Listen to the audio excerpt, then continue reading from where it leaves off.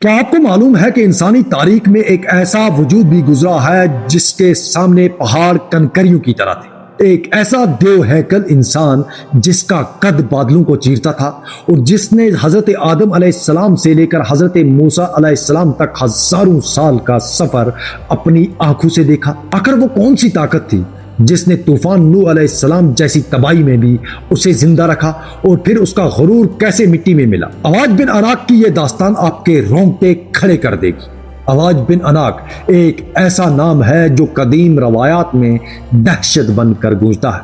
عناق کا بیٹا حضرت آدم علیہ السلام کی بیٹی کی نسل سے ایک ایسا دیو جس کا قد اتنا لمبا تھا کہ بادل اس کے کاندھوں تک آتے تھے اور لوگ اس کے سائے سے بھی کانپ اٹھتے تھے۔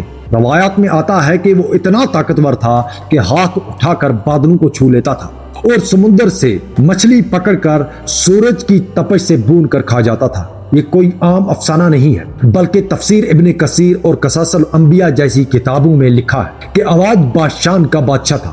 یہ وہی علاقہ ہے جہاں آج اردن اور شام واقع ہے۔ اس کی طاقت ایسی بتائی جاتی ہے کہ اس کے ایک وار سے پہاڑ اپنی جگہ چھوڑ دیا کرتے تھے۔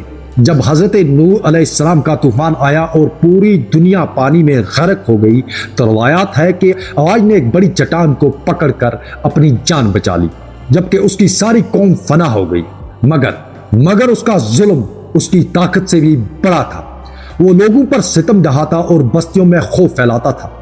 کہا جاتا ہے کہ اس کی زندگی اتنی طویل تھی کہ وہ صدیوں تک زمین پر اپنی بادشاہیت قائم کیے رہا۔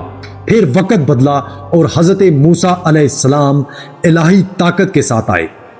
انہوں نے اواج کو للکارا اور ایک ہی ضرب سے ان کی ساری طاقت کو مٹی میں ملا کر اس کا قصہ ہمیشہ کے لیے ختم کر دیا۔ یہ تمام واقعات تاریخ الطبری، قصص الانبیاء اور تفسیر قرطبی جیسی کتابوں میں درج تو ہے، لیکن یہاں ایک بات سمجھنا بہت ضروری ہے۔